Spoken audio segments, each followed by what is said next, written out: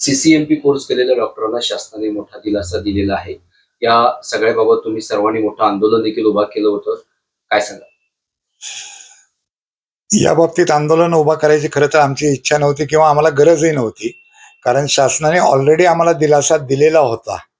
आणि परंतु एका संघटनेने स्वतःची आर्थिक संघटनात्मक ताकद वापरून व मीडिया कंट्रोल करून आमच्या विरुद्ध एक फॉल्स नॅरेटिव्ह तयार केलं आणि एक दबावाचं राजकारण चालू केलं. खरं तर आमचं आंदोलन हे त्याच्या विरोधात चालू झालं होतं.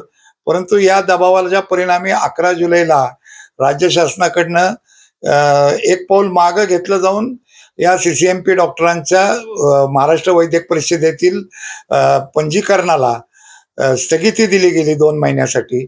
त्याच्यामुळं आम्हाला त्या आंदोलनाचा रुख हा थोडासा बदलावा लागला. परंतु आम्हाला एक नक्कीच माहिती आहे की शासनाने कायम जनतेचं हित डोळ्यासमोर ठेवून जनतेला चांगली आरोग्य सेवा मिळावी याच्यासाठी धोरणं आखली. त्याचा फायदा जरी आम्हाला झाला तरी मुख्य त्याचा जनता हा आधार होता. त्यामुळे शासन झालेली चूक नक्कीच सुधारेल आणि त्याच्यासाठी आपण ते दाखवून दिलं पाहिजे याची आम्हाला खात्री होती.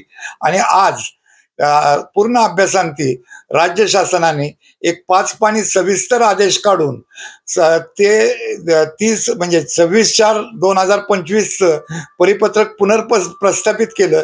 त्याबद्दल आज आम्हाला खूप आनंद वाटतोय.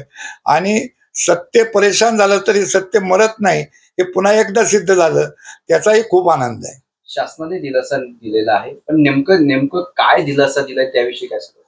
शासनाने दिलासा दिलाय हा 2014 मध्ये दिलेला आहे.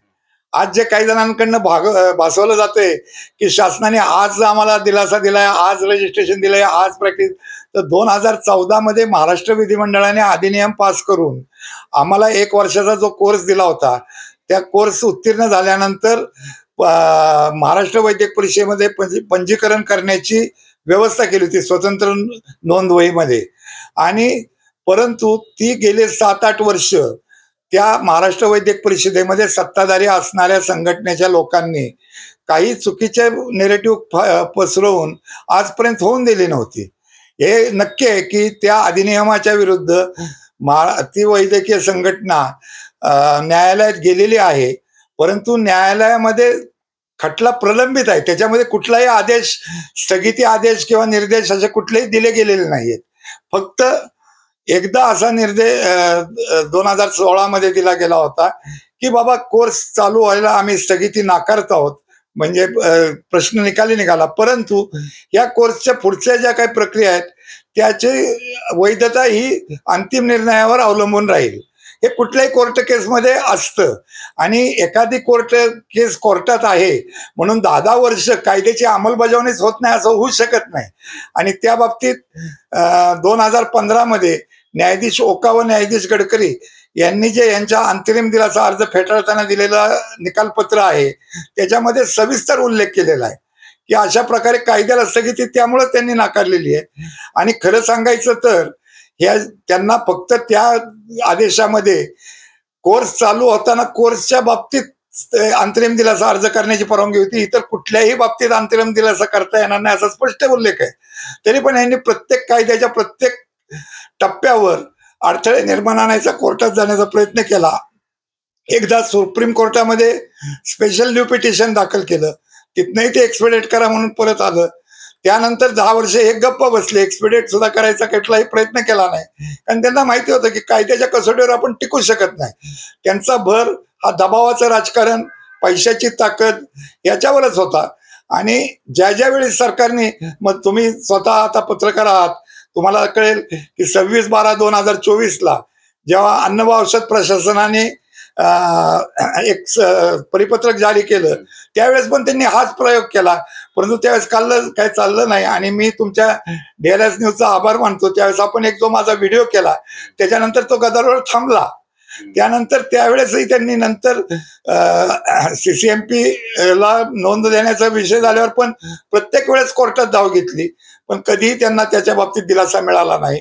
कारण कायद्याच्या कुठल्याही विधिमंडळाने केलेल्या कायद्यावर असा लगेच हे कुठं होत नाही. आणि फायनल एक्सपेडिशनला हे जात नाहीत कारण त्यांना त्याची भीती आहे.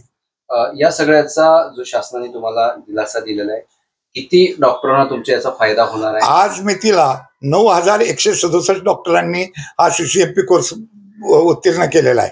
या डॉक्टरांना त्यांनी प्राप्त केलेल्या ज्ञानाच्या कक्षेमध्ये ॲलोपॅथिक औषधे वापरून व्यवसाय करण्यास पूर्ण परवानगी आहे.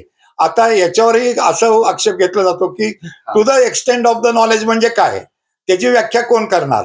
तर मला या सर्व अत्यंत उच्च शिक्षित असणाऱ्या लोकांना सांगायचंय की आपण या अभ्यासक्रमाचा जो पाठ्यक्रम आहे CCMP अभ्यासक्रमाचा तो वाचा. त्याच्यामध्ये प्रत्येक सिस्टीम मध्ये आपण कुठली औषधं वापरू शकता, कुठल्या रोगावर इलाज करू शकता, कुठल्या मर्यादेपर्यंत करू शकता आणि त्यानंतर कधी आपण ते वरती रेफरन्स करायचा आणि रेफर केल्यानंतर पुन्हा आल्यावर त्याला कुठल्या मर्यादेपर्यंत आपण फॉलोअपचे उपचार करू शकता याची सविस्तर स्कीम दिलेली आहे. कुठलीही गोष्ट ही तोंडेलेखी नाही तर ही गोष्ट कागदावर लिहिलेली आहे. आता या तुमच्या शासन जो निर्णय देण्यात आलेला आहे त्याला जी इंडियन नॅशनल जी संस्था आहे, युनियन आहे, त्यांनी विरोध केलेला आहे. त्यांचं कामच विरोध करणं आहे ना. आतापर्यंत त्यांनी सकारात्मक काय केलंय मला सांगा. सरकारने एखादा चांगला निर्णय घ्यायचा म्हटलं की नकारात्मक करायचं. जिथे दंडेली चालते तिथे दंडेली चालवायची. आता केंद्र शासनाने integration of the medical sciences काढला आणि आयुर्वेद आणि ॲलोपॅथीचा एक कंबाईंड कोर्स पॉंडिचेरीला चालू केला. तिथेही त्यांनी विरोध केला, पण तिथं दंडेलशाही चालत नाही, त्यामुळे पत्रक काढून आपलं गप बसले. शिवाय IMAचं हे म्हणणं आहे की शासन दबावपोटी अशा प्रकारचा निर्णय घेत आहे. काय वाटतं तुम्हाला, खरंच शासन तुमच्या आंदोलनाला, तुमच्या या सगळ्याला बळी पडलंय? शासन आमचं आंदोलन वगैरे काही नव्हतं तेव्हा शासनाने निर्णय घेतला होता, त्यामुळे आमच्या आंदोलनाला दबाव नाही आलं. जे काही चुकीचं घडलं होतं ते त्यांच्या दबावाखाली घडलं होतं. शासनाने फक्त पुनर्प्रस्थापित केलं होतं. आणि हे म्हणत असताना ते जे म्हणतायत की बाबा विधी व न्याय विभागाचा विरोध असताना सुद्धा शासनाने रेटून हा निर्णय घेतला, तर याच्या एवढा विनोद कुठला नाही. कारण 30 जूनचं नोटिफिकेशन काढण्यापूर्वी 24/6 जे पत्र शासनाने महाराष्ट्र मेडिकल काउन्सिलला पाठवलं होतं त्यात विधी व न्याय विभागाचा पूर्ण जो काही अभिप्राय तो लिहिलेला होता तो विरोधात असता तर महाराष्ट्र मेडिकल काउन्सिलने अंमलबजावणी केलीच नसती. आणि हा प्रश्न उद्भवल्यानंतर राज्य शासनाने ॲडव्होकेट जनरल महाराष्ट्राचे जे आहेत त्यांचं ओपिनियन मागितलं. त्यांनी पूर्णपणे सकारात्मक ओपिनियन दिल्यावर राज्य शासनाने 5 सप्टेंबरचं परिपत्रक काढलेलं आहे. तर आता जर यांचं ॲडव्होकेट जनरल पेक्षा जर कायद्याचं ज्ञान मोठं असेल तर याच्यावर मला काही बोलायचं नाही.